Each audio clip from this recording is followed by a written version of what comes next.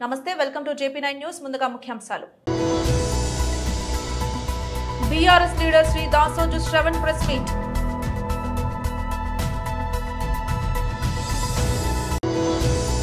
మంగళగిరి నియోజకవర్గం విస్తృత స్థాయి సమావేశంలో పాల్గొన్న నారా లోకేష్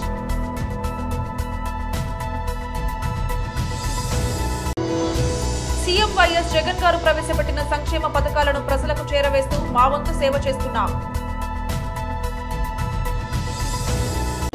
సీఎం వైఎస్ జగన్ గారి పాలనలో వాలంటీర్లు గడప వద్దకే పెన్షన్ తెచ్చి ఇస్తున్నారు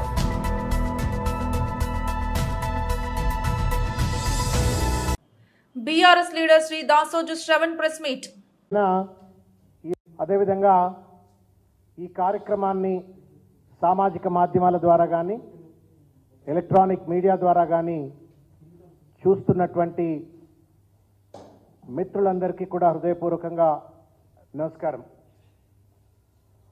మిత్రులారా, ఒక ముఖ్యమైనటువంటి అంశం పైన ఈరోజు ఈ పత్రికా సమావేశాన్ని ఏర్పరచడమైంది.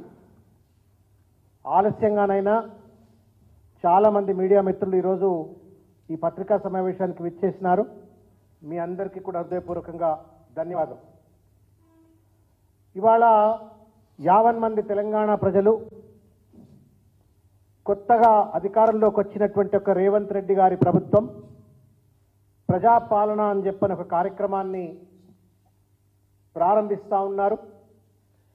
దానికి సంబంధించినటువంటి ఒక అప్లికేషన్ను లాంచ్ చేయబోతా ఉన్నారు. విధి విధానాలన్నీ కూడా చెప్పబోతున్నారని చెప్పని చాలామంది ఎంతో ఆబగా ఈరోజు టీవీల ముందు కూర్చొని సామాజిక మాధ్యమాల ముందు కూర్చొని ఎదురు చూసినారు. దురదృష్టవశాత్తు కుక్కతో ఒక గుండ్రాయి గడితే చక్కగా కాదు అని చెప్పని ఒక సామెత ఉన్నది. ఆ సామెత ఇవాళ గౌరవనీయ తెలంగాణ రాష్ట్ర ముఖ్యమంత్రి రేవంత్ రెడ్డి గారికి కూడా వర్తిస్తుంది. There is a saying also in English, old habits die hard అని. తన స్వతహా నైజాన్ని, తనకు అలవాటైనటువంటి ఒక వైఖరిని ముఖ్యమంత్రి కుర్చీలో కూర్చొని కూడా ఇవాళ అటువంటి యొక్క వైఖరిని ప్రదర్శించడం అనేటువంటిది బాధ కలిగించినటువంటి అంశం. ప్రజాపాలన 6 గ్యారంటీల అమలు కోసం అని చెప్పని ఈ దరఖాస్తు ఫారంను లాంచ్ చేసినారు. ప్రతిష్టాత్మకంగా మొట్టమొదటిసారిగా అధికారంలోకి వచ్చిన తర్వాత ఒక పథకాన్ని అమలు పెట్టడం కోసమని పెట్టబడినటువంటి ఒక మీడియా సమావేశం, ప్రజలకు తెలియజేసేందుకోసం పెట్టినటువంటి ఒక మహత్తరమైనటువంటి ఒక కార్యక్రమం. అటువంటి ఒక కార్యక్రమంలో ముఖ్యమంత్రి హోదాలో ఉన్నటువంటి ఒక వ్యక్తి ఎంతో గౌరవప్రదంగా, ఎంతో పద్ధతిగా వ్యవహరించవలసింది పోయి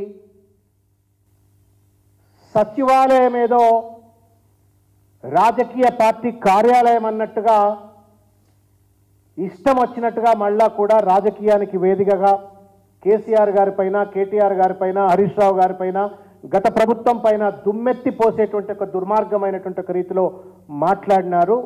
దానికి సంబంధించిన అంశాలు ఎత్తి చూపేందుకై, ఖండించేందుకై, నిరసన తెలిపేందుకై ఈ పత్రికా సమావేశాన్ని నిర్వర్తిస్తూ ఉన్నాం. రేవంత్ రెడ్డి గారు ముఖ్యమంత్రిగా కాకుండా ఒక ముఠా నాయకుడిగా మాట్లాడినట్టుగా అనిపించింది. గడీల పాలన అంటూ గత ప్రభుత్వం మీద ఏడుపే తప్ప గ్యారంటీలను అమలు చేయాలన్న చిత్తశుద్ధి ఈ సీఎంకు ఉన్నట్టుగా కనబడలేదు. గతంలో ముఖ్యమంత్రిగా పనిచేసిన కేసీఆర్ గారు ఎన్నో పథకాలు తెచ్చినారు. విజయవంతంగా అనేక పథకాలను అమలు చేసినారు. లబ్ధిదారుల ఎంపిక పారదర్శకంగా జరిగింది.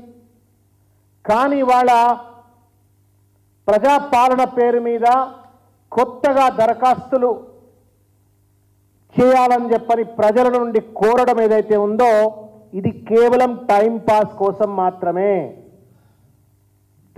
మన తెలుగులో సామెత ఉన్నది, రెడ్డొచ్చే ఆట మొదలయ్యని చెప్పని. వెనకటికి ఊళ్ళల్లో భాగవతాలు లేకపోతే వీధి నాటకాలు ఇటువంటి ఏమైనా వేస్తున్నప్పుడు సాయంకాలం పూట అందరు ఊళ్ళో ఉన్న వాళ్ళందరూ కూడా ఆ రెడ్డి దొరవారి ఇంటి ముందు అందరూ కూర్చొని ఉంటుండే, పటేల్ పట్టు వారి ఇంటికాడ. ప్రజలందరూ వచ్చిన టైంకి ఆయన రాడు, భాగవతం స్టార్ట్ అవుతుంది. మధ్యలో ఉన్నప్పుడు సార్ 2 పెగ్గులు వేసినాక బయటకు వచ్చి కూర్చొని అగో దొర. మంగళగిరి నియోజకవర్గం విస్తృత స్థాయి సమావేశంలో పాల్గొన్న నారా లోకేష్ ఈ పేరుతో టైలరింగ్ గాని బ్యూటిషియన్ కోర్సులు ఇచ్చి మెషిన్లు కూడా అందజేసిన పార్టీ తెలుగుదేశం పార్టీ. పెద్దలు చెప్పినట్లు ఎన్టీఆర్ సంజీవని పేరుతో మండలాలకు ఒక బండి, పట్టణాలకు వచ్చే క్లినిక్ ఏర్పాటు చేసి ఉచితంగా మందులు కూడా మనం ఇస్తున్నాం. ఇంకా యువ పేరుతో నిరుద్యోగ యువతకి సాఫ్ట్వేర్ ట్రైనింగ్లు ఇచ్చి ఉద్యోగాలు కల్పిస్తున్నాం. జలధార పేరుతో ప్రభుత్వం తాగునీరు అందించబోతే మనం వాటర్ ట్యాంకర్ల ద్వారా తాగునీరు అందిస్తున్నాం. ఏకంగా వాటర్ ప్లాంట్లు కూడా ఏర్పాటు చేసుకున్నాం మనం. ఇంకా అన్నగారు పేరుతో ప్లే గ్రౌండ్లు పెట్టాం, టోర్నమెంట్లు కూడా ఏర్పాటు చేశాం. దివ్యాంగులకి ట్రైసైకిల్స్, రజక సోదరులకి ఇస్త్రీ బండ్లు, స్వర్ణకారులకి ఏకంగా ఒక సంక్షేమ సంఘం ఏర్పాటు చేశాం. పురోహితులకి, పాస్టర్లకి, ఇమాములకి పండగ వస్తే బట్టలు కూడా పెట్టిన పార్టీ మన తెలుగుదేశం పార్టీ. ఈ ప్రభుత్వం కనీసం గుంటలు పూడ్చబోతే ఆ గుండెలు కూడా పూడ్చిన party Telugu Desam party. Gravel road అంటే వర్షాకాలం వస్తే రోడ్ల సమస్య ఉంటే గ్రావెల్ రోడ్లు కూడా మనం వేసాం. ఇంకా నాయ బ్రాహ్మణులకి సలూన్ చైర్లు, కిట్లు, కార్మికులకి వెండింగ్ మెషిన్లు, కోవిడ్ వచ్చినప్పుడు కూడా వైద్య సహాయం ఆనాడు మనం అందజేశాం. ఆర్ఎంపీ సోదరులకి కిట్లు ఏర్పాటు చేశాం. ఏకంగా ఎండాకాలం వస్తే చలివేంద్రాలు, దాని ద్వారా తాగునీరు, మజ్జిగ అందించాం. ఇంకా మా దళిత సోదరుల ఇంట్లో పెళ్లి ఉంటే తాళి బొట్టు కూడా అందజేస్తుంది మన పార్టీ తెలుగుదేశం పార్టీ. ఇంకా మా చేనేత సోదరులకి రత్నాలు, ఇప్పుడు ఏకంగా వీవరశాల ఒకటి మంగళగిరి పట్టణంలో ఏర్పాటు చేశాం. వచ్చే నెలలో కూడా అది ప్రారంభించబోతున్నామని ఈ సభాముఖంగా మీ అందరికీ నేను తెలియజేస్తున్నా. మీరందరూ ఒక్కసారి ఆలోచించండి. ఓటమి చెందిన ఏనాడు నేను బాధపడలేదు. ప్రజలు నాకు ఒక పరీక్ష పెట్టారనుకున్నా. చాలా మంది నన్ను ఎగతాళి చేశారు, పర్వాలేదన్నా. ఒకే ఒకసారి బాబు గారు అడిగారు, మళ్ళీ నువ్వు మంగళగిరి నుంచే పోటీ చేయాలనుకుంటున్నావా అని. అప్పుడు బాబు గారికి నేను చెప్పింది ఒకటే, మంగళగిరి ప్రజలు నాలో కసి పెంచారు, ఆ కసితో మంగళగిరి ప్రజల కోసం నేను పనిచేస్తానని చెప్పా. గత 4 సంవత్సరాలు 9 నెలలుగా వైకాపా ప్రభుత్వం మన మంగళగిరికి చేసింది ఏంటని ఒక్కసారి మిమ్మల్ని అందరిని ఆలోచించమంటున్నా. ఒక మాటలో చెప్పాలంటే ఈ ప్రభుత్వం మనకు చేసింది గుండు సున్నా.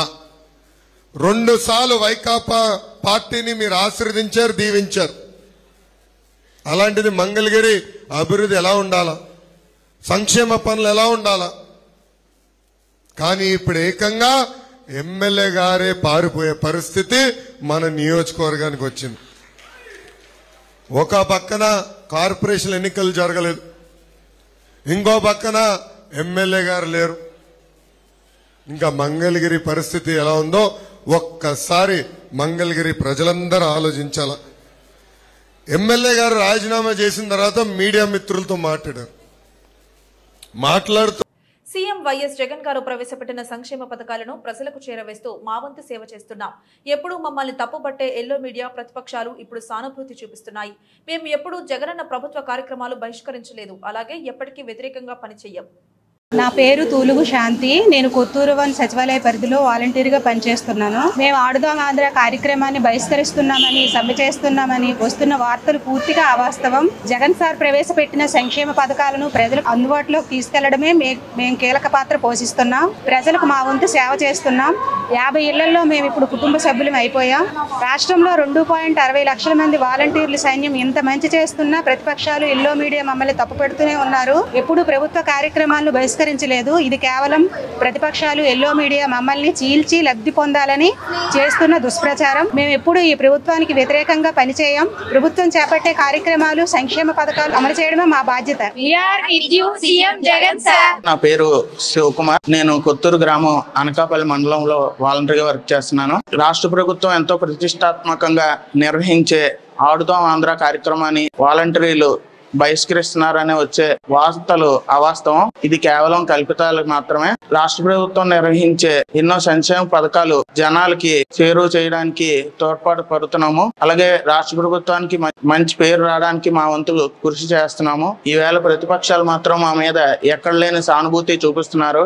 మాకు ఇంత పేరు ప్రఖ్యాతలు రావడానికి కారణం వైఎస్ జగన్మోహన్ రెడ్డి గారే. వారికి మేము ఎప్పుడు తోడ్పాటుగా ఉంటాము. వాళ్ళు చేసే మంచిలో మేము మా భాగస్వామ్యం ఎప్పుడు ఉంటుంది.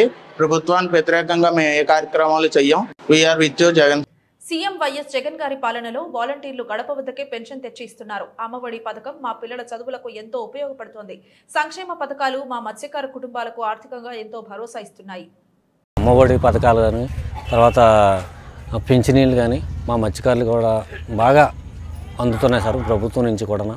ఇవి కొద్దీ మాకు ఆర్థిక స్థాయి బాగా మా పిల్లలకు కానీ, మేము మా చదువులకు కానీ, మా బతుకులు జీవనోపాధికి కానీ మాకు చాలా సాయం చేసినట్టు మాకు కనిపిస్తుంది సార్. మాకు పెన్షన్ కూడా ఇస్తున్నారు సార్. ఇంటికాడ ఇస్తారు సార్.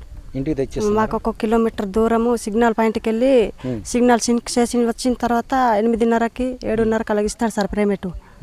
అవును సార్. అంటే ఉదయం 8:30 ఇచ్చేస్తారు సార్. గతంలో ఎప్పుడైనా అలా ఉందా?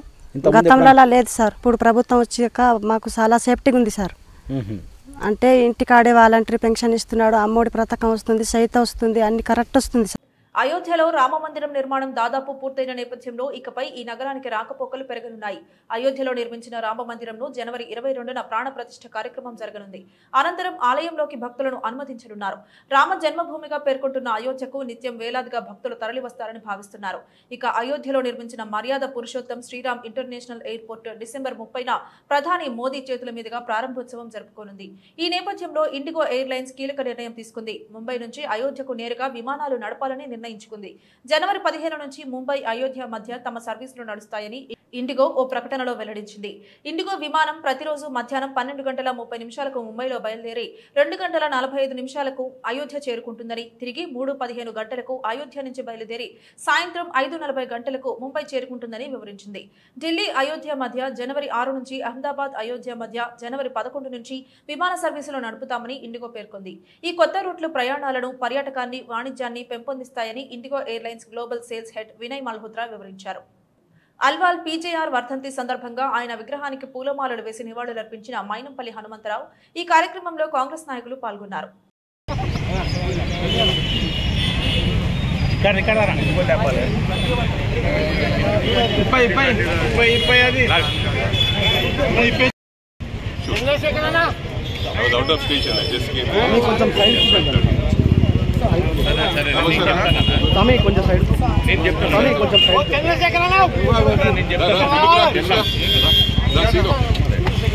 సంజయ్ నమస్తే. చంద్రశేఖర్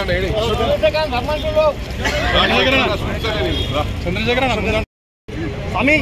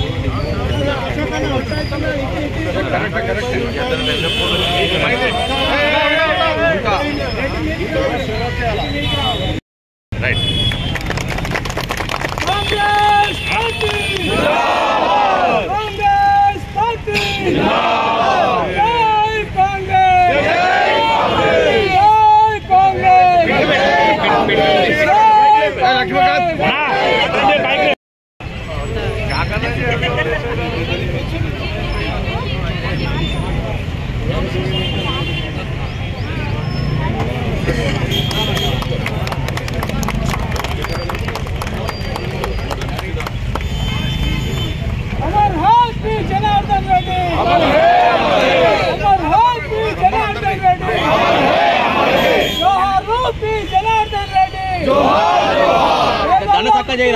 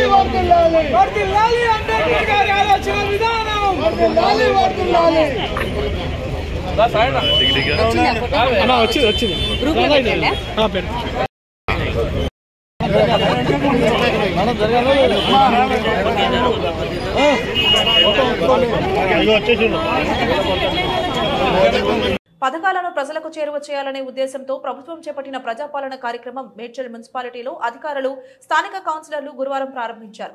మున్సిపాలిటీ పరిధిలోని ప్రతి వార్డులో ప్రజలకు అందుబాటులో ఉండేలా ప్రభుత్వం అందించే 6 గ్యారంటీల దరఖాస్తు స్వీకరణ కేంద్రాలను ఏర్పాటు చేశారు. ఈ సందర్భంగా 23వ వార్డు కౌన్సిలర్ కౌడే మహేష్ మాట్లాడుతూ 6 గ్యారంటీల నుండి ప్రజల పట్ల మంచి స్పందన లభిస్తుందన్నారు. నూతన ప్రభుత్వం ఎన్నికల్లో ఇచ్చిన హామీలను త్వరితగతిన పూర్తి చేయాలని కోరారు.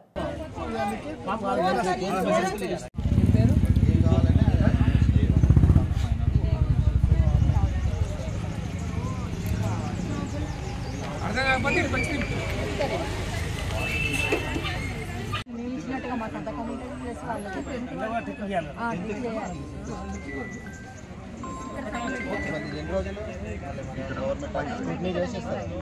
ఆరో తారీఖు వరకు ప్రోగ్రామ్ ఉంటుంది. తర్వాత వాళ్ళు వెరిఫికేషన్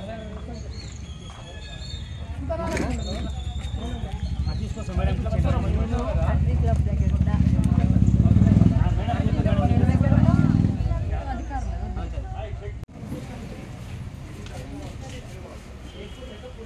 చిన్న అట్లా కూర్చోరు ఒకసారి కూర్చోరు తమ్ముడు కూర్చో.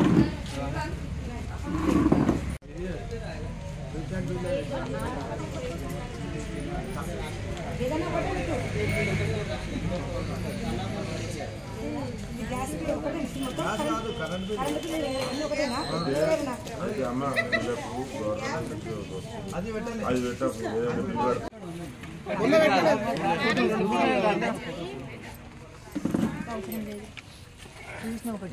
ప్రభుత్వం ప్రవేశపెట్టినటువంటి ప్రజాపాలన కార్యక్రమంలో మేడ్చల్ నియోజకవర్గ శాసనసభ్యులు సామకూర మల్లారెడ్డి గారు, మేడ్చల్ జిల్లా కలెక్టర్ గౌతమ్ కుమార్ గారి ఆదేశానుసారం మేడ్చల్ మున్సిపల్ చైర్పర్సన్, కమిషనర్ గారు, 23 వార్డుల కౌన్సిలర్లు అధ్యక్షతన మేడ్చల్ మున్సిపాలిటీ పరిధిలోని 23 వార్డులలో ప్రజాపాలన కార్యక్రమం నిర్వహించడం జరుగుతుంది.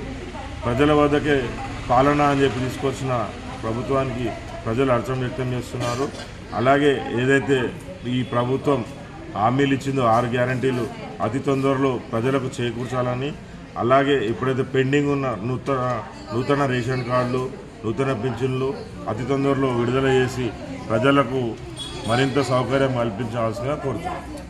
మహారాష్ట్రలోని నాగపూర్లో జరగబోయే 138వ కాంగ్రెస్ పార్టీ ఆవిర్భావ దినోత్సవం సందర్భంగా జరగబోయే కార్యక్రమంలో పాల్గొనేందుకు కాంగ్రెస్ పార్టీ జిల్లా సీనియర్ నాయకులు మాజీ ఎమ్మెల్యే భోస్లే నారాయణరావు పటేల్ నేతృత్వంలో బాసర మాజీ సర్పంచ్ మమ్మాయి రమేష్ ఆధ్వర్యంలో సుమారు 50 మంది కాంగ్రెస్ పార్టీ శ్రేణులతో కలిసి బస్సులో బయలుదేరిన మండల పార్టీ అధ్యక్షులు రాజేశ్వర్ దేశాయి, ఇతర పార్టీ నాయకులు, కార్యకర్తలు.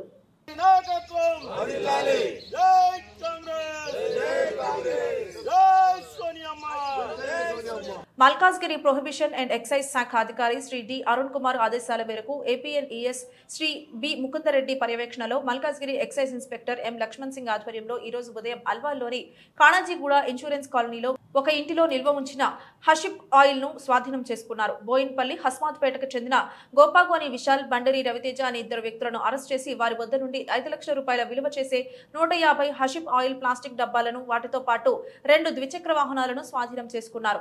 3వ వ్యక్తి డాకుర యాదగిరి పరారీలో ఉన్నాడు. విశాఖపట్నంలోని అజ్ఞాత వ్యక్తుల నుండి తక్కువ ధరకు కొనుగోలు చేసి హైదరాబాద్ లో అవసరం ఉన్న వ్యక్తులకు ఎక్కువ ధరకు అమ్ముతూ లాభం పొందుతున్నారని సదరు నిందితులు తెలిపారు. నిందితులను చట్ట ప్రకారం కఠినంగా శిక్షిస్తామని మల్కాజ్గిరి ఎక్సైజ్ అధికారి అరుణ్ కుమార్ గారు తెలిపారు. ఇటు తనిఖీలలో Malkajgiri excise inspector M Lakshman Singh, ఎస్ఐలు కుమారస్వామి, బాలకృష్ణ సిబ్బంది పాల్గొన్నారు.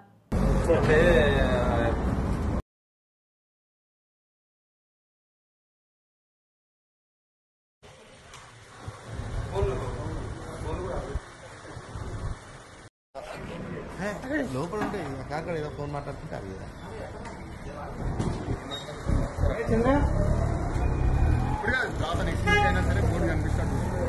ఈరోజు ఉదయం దాదాపు మాకు 5 గంటల ప్రాంతంలో అల్వాల్ ఖానాజీగూడ ఏరియాలో ఒక ఇంట్లో భారీగా డ్రగ్స్ ఉన్నాయనే విశ్వసనీయ సమాచారం రావడంతో మా సిబ్బంది ఎక్సైజ్ మల్కాజ్గిరి సిబ్బందితో మేము ఊటావుటిన అల్వాల్ ఖానాజీగూడ దగ్గరలో ఉన్నటువంటి ఒక కాలనీలో ఒక ఇంట్లో మేము రేడ్ చేయడం జరిగింది. ఆ రేడ్ చేసే క్రమంలో ఇంట్లో 2 వ్యక్తులు ఉన్నారు. ఆ 2 వ్యక్తులు కూడా ఒకరికి లాక్ చేసుకొని లోపల స్మోక్ చేస్తూ ఉన్నారు. లోపల డోర్ ఓపెన్ చేసి బీరువా ఉంది. బీరువాలో మొత్తం సెర్చ్ చేస్తే దాదాపుగా 150 బాటిళ్ల హ్యాషిష్ ఆయిల్, వీడ్ ఆయిల్, గాంజాయితో తయారు చేయబడినటువంటి ఈ లిక్విడ్ మాకు 150 బాటిల్ లభించడం జరిగింది. ఆ 2 వ్యక్తులను విచారించగా ఒక వ్యక్తి పేరు గోపగోని విశాల్, సన్ ఆఫ్ విజయరావు, ఇతను హస్మత్పేటకు సంబంధించిన వ్యక్తి. ఇంకొక వ్యక్తి ఇతని partner Bandari Raviteja, son of Srinivas, ఇతను కూడా హస్మత్పేటకు సంబంధించిన వ్యక్తి. వీళ్ళతో పాటు ఇంకొక వ్యక్తి, వీళ్ళు ముగ్గురు కలిసి విశాఖ జిల్లా నుంచి పాడేరు నుంచి అక్కడ వెళ్ళి ట్రైన్ ద్వారా కానీ బస్సుల ద్వారా కానీ రెగ్యులర్గా గత 6 నెలల నుంచి అక్కడ నుంచి తీసుకొచ్చి ఇక్కడ ఉన్నటువంటి ఎక్కడైతే డిమాండ్ ఉందో కాలేజీ స్టూడెంట్లు కానీ ఆటో డ్రైవర్లను ఎక్కడ డిమాండ్ ఉందో అక్కడ వాళ్ళు అక్కడ 1000 రూపాయల చొప్పున ఖరీదు చేసి ఇక్కడ 2000, 2500, 3000 ఎంత డిమాండ్ ఉంటే అంత, ఆ విధంగా స్టూడెంట్లను టార్గెట్ చేసి ఈ వీడ్ ఆయిల్ను అమ్ముతూ వీళ్ళు వ్యాపారం చేస్తున్నారు అనమాట. వీళ్ళకు ఒక పార్ట్నర్ ఉన్నాడు, ఇంకొక పార్ట్నర్ యాదగిరి అని ఇంకొక పార్ట్నర్, అతను కూడా హస్మత్పేటకు సంబంధించిన వ్యక్తి. అతనిపై యాదగిరి అనే వ్యక్తిపై గతంలో జనవరిలో ఎక్సైజ్ బాలానగర్ స్టేషన్లో ఒక కేసు నమోదు కావడం జరిగింది. అదేవిధంగా ఈ గోపగోని విశాలు తర్వాత ఈ యాదగిరి ఇద్దరు కూడా లాస్ట్ ఆగస్టులో యాదగిరిగుట్ట పిఎస్లో కూడా వీరిపై హాషిష్ ఆయిల్కి సంబంధించిన కేసు నమోదు చేసి దాదాపు 45 రోజుల్లో జైలు జీవితం గడిపి బయటికి వచ్చిన తర్వాత కూడా వాళ్ళు ఎలాంటి ప్రవర్తనలో మార్పు లేకుండా మళ్ళీ తీసుకొచ్చి ఇదే బిజినెస్ చేస్తూ ఉన్నారు. మాకు విశ్వసనీయ సమాచారం మేరకు తెలిసేసరికి మేము ఇంటి మీద రేడ్ చేస్తే 150 బాటిళ్ల వీడ్ ఆయిల్ బాటిల్స్ సీజ్ చేయడం జరిగింది. వీరి వద్ద నుంచి ఒక 1500 రూపాయలు అమౌంట్ మరియు 2 సెల్ ఫోన్లు, 2 బండ్లు సీజ్ చేయడం జరిగింది. దీని వర్త్ దాదాపుగా 5 లక్షలు ఉంటుంది. దీని వర్త్ కాలేజీ స్టూడెంట్సే లక్ష్యంగా వీళ్ళు వీడ్ ఆయిల్ను అమ్ముతున్నారు. న్యాయం చేయకుంటే ఇంటిల్లిపాదికి చావే శరణ్యమని, బతుకు తెరువుకై చిన్న హోటల్ పెట్టుకుంటే మాకే పోటీగా హోటల్ పెడతావా అంటూ దౌర్జన్యం చేస్తున్న వ్యక్తుల నుంచి మాకు ప్రాణహాని ఉందని, కులం పేరుతో దూషించి అన్యాయానికి ఒడిగట్టిన వ్యక్తిపై SC/ST అట్రాసిటీ కేసు నమోదు చేయాలని షామీర్పేట పోలీసులను బాధితుడు బాబు బాధాతప్త హృదయంతో వేడుకున్నాడు. దళితుడినైనా నేను జీవనాధారం కొరకు హోటల్ నడిపించుకుంటుంటే అగ్రవర్ణ కులానికి చెందిన రేకర్ల నిరంజన్ గౌడ్ అన్యాయంగా అక్రమంగా దౌర్జన్యానికి పాల్పడుతూ మా హోటల్ సిబ్బందిపై మాపై దాడికి పాల్పడి అమ్మనాబూతులు తిడుతూ కులం పేరుతో మాది కూడా అని నోటికి చెప్పరాని మాటలతో దుర్భాషలాడుతూ అన్యాయానికి ఒడిగడుతున్న వ్యక్తిపై వెంటనే SC/ST అట్రాసిటీ కేసు నమోదు చేయాలని, సదరు రేకల నిరంజన్ గౌడ్ తో మాకు మా కుటుంబానికి ప్రాణహాని ఉందని బాధితుడు బాబు ఆవేదన వ్యక్తం చేస్తూ న్యాయం చేయాలని డిమాండ్ చేస్తున్నాడు. న్యాయం జరగకపోతే మరణమే శరణ్యం. దళిత కులానికి చెందిన మాపై అగ్రవర్ణ కులానికి చెందిన రేకల నిరంజన్ గౌడ్ అన్యాయంగా దాడి చేస్తూ కులం పేరుతో నోటికి చెప్పరాని మాటలతో దుర్భాషలాడుతున్నాడు. మాకు జీవనాధారమైన హోటల్ నడపవద్దంటూ బెదిరింపులకు పాల్పడుతున్నాడు. రేకర్ల నిరంజన్ గౌడ్ పై చట్టపరమైన విధంగా చర్యలు తీసుకొని మాకు న్యాయం చేయకుంటే మా కుటుంబానికి మరణమే శరణ్యమని ఆ బాధితుడు ఆందోళన వ్యక్తం చేస్తున్నాడు.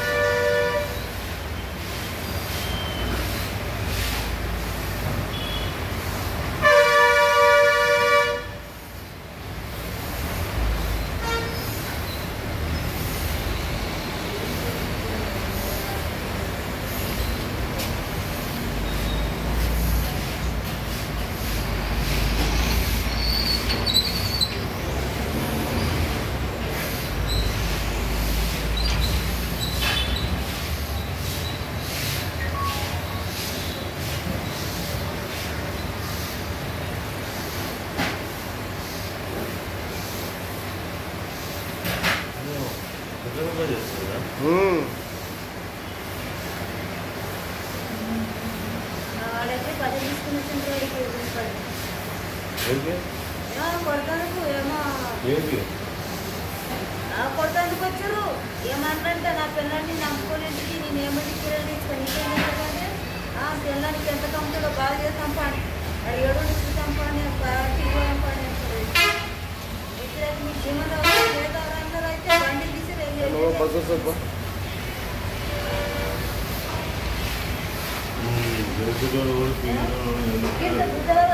తాగి మాటలు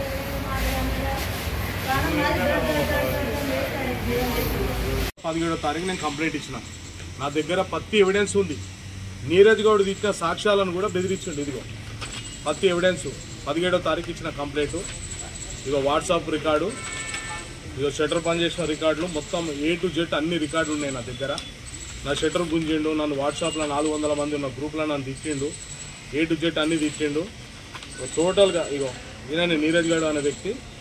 ఇగో షట్టర్ బంద్ చేసిన పేపర్స్ ఉన్నాయి, A to Z షట్టర్ బంద్ చేసిన పేపర్స్ ఉన్నాయి, షట్టర్ గుంజిన పేపర్స్ ఉన్నాయి. సీసీ కెమెరా ఫుటేజ్ ఉంది. సీసీ కెమెరా ఫుటేజ్ కూడా ఆల్రెడీ పోలీసు వాళ్ళకి సమర్పించిన, ఇప్పటి వరకు యాక్షన్ తీసుకోలేదు సార్. నాకు దయచేసి న్యాయం జరిగితే నేను బతుకుతా, లేకపోతే నేను ఖచ్చితంగా నా ఫ్యామిలీని తీసుకొచ్చి పిఎస్ని కూడా చచ్చిపోతాను. ముడిచింతలపల్లి గ్రామము, ముడిచింతలపల్లి మండలం మాది. నేను ఒక దళిత బిడ్డను. నా పేరు కొత్త బాబు, సన్నాఫ్ సిద్ధయ్య.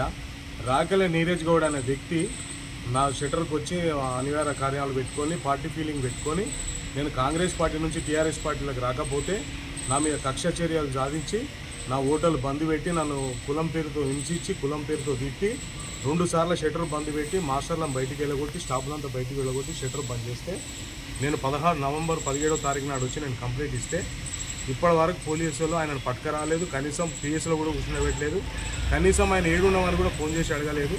ఇప్పటికి 20 సార్లు పిఎస్ తిరిగి ఇప్పటి వరకు ఎలాంటి రెస్పాన్స్ ఇవ్వలేదు. ఇప్పుడు నేను వచ్చి మాట్లాడితే సిఐ సార్ ఇప్పుడు కంప్లైంట్ ఇవ్వం అంటుండు. నేను నవంబర్ 17వ తారీఖు కంప్లైంట్ ఇచ్చిన. 17వ తారీఖు ఇప్పటి వరకు ఎస్సీ ఎస్టీ కేసు మీద నేను కంప్లైంట్ ఇస్తే ఇప్పటి వరకు నాకు ఎలాంటి చర్య నడవలేదు. ఇప్పటి వరకు నాకు ఎలాంటి న్యాయం చేయలేదు. నాకు ప్రాణభయం ఉంది ఆయనతో, నీరజ్ గౌడ్తోని. నాకు న్యాయం జరిగేదాకా నేను పోరాడతా. నాకు పోలీసు వాళ్ళు న్యాయం చేస్తలేరని మీడియా దగ్గరికి వచ్చిన. మీడియా ద్వారా నాకు న్యాయం జరగాలని చెప్పేసి నేను మాట్లాడుతున్నా.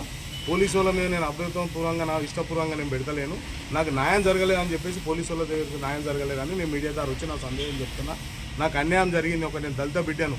450 మంది ఉన్న గ్రూపులా నన్ను నీచంగా నా అమ్మ పేరు పెట్టి, నా ఫ్యామిలీ పేరు పెట్టి, నన్ను 450 గ్రూపుల మందిలా అడ్డగోలా నన్ను తిట్టి, నన్ను నీచంగా మాట్లాడితే కూడా నాకు ఇప్పటివరకు న్యాయం జరగలే. ఊరంతా 200 మంది చూస్తుండగా వాడు నా షట్టర్లు బంద్ పెట్టి నా మీద పాత కక్షలు పెట్టుకొని కక్షాపూర్వంగా పార్టీలకు రాలేదని చెప్పేసి 200 మంది ఊరంతా చూస్తుండగా 4 గంటల టైంలో వచ్చి నా షట్టర్లు బంద్ పెట్టి మా మాసాలం బయటికి వెళ్ళగొడితే కూడా ఊర్లో ఒక్క జనాలు కూడా ఆయన రౌడీజానికి ఆయన భయపడి ఒక్కరు కూడా రాలేదు. మళ్ళీ రాత్రి 9 గంటలకు వచ్చి మళ్ళీ షట్టర్ బంద్ పెడితే కూడా ఒక్కరు కూడా మా న్యాయం మాట్లాడలేదు. ఎవరైనా మాట్లాడితే నేను ఏమనకపోతే ఎవ్వరు కూడా నాకు మాట్లాడలేదు. నాకు భయంతో ఇవాళ వచ్చి ప్రెస్ మీటింగ్ పెడుతున్నా. నాకు ప్రాణభయం ఉంది. నీరజ్ గౌడ్ మీద చర్య తీసుకోకపోతే నేను నా ఫ్యామిలీ విషం దాగి చనిపోతాం. నన్ను కులం పేరు మీద దేశించాడు, విషం దాగి సస్తాము మేము. మా ఫ్యామిలీ అంత సాగు కారణం నీరజ్ గౌడ్ అవుతాడు, పోలీస్ స్టేషన్ అవుతుంది. వార్తలు ముగించే ముందు హెడ్లైన్స్ మరోసారి. BRS leader Shri Dasoju Sravan press meet.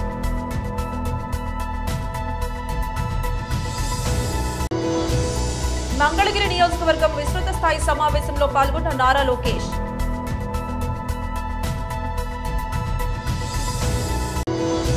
CM YS Jagan garu ప్రవేశపెట్టిన సంక్షేమ పథకాలను ప్రజలకు చేరవేస్తూ మా వంతు సేవ చేస్తున్నాం.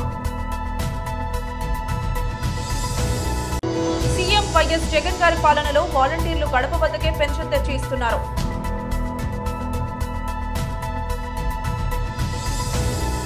ఇది ఇవాల్టి బులెటిన్. మరొక బులెటిన్ లో మళ్ళీ కలుద్దాం. అంతవరకు సెలవు. నమస్కారం.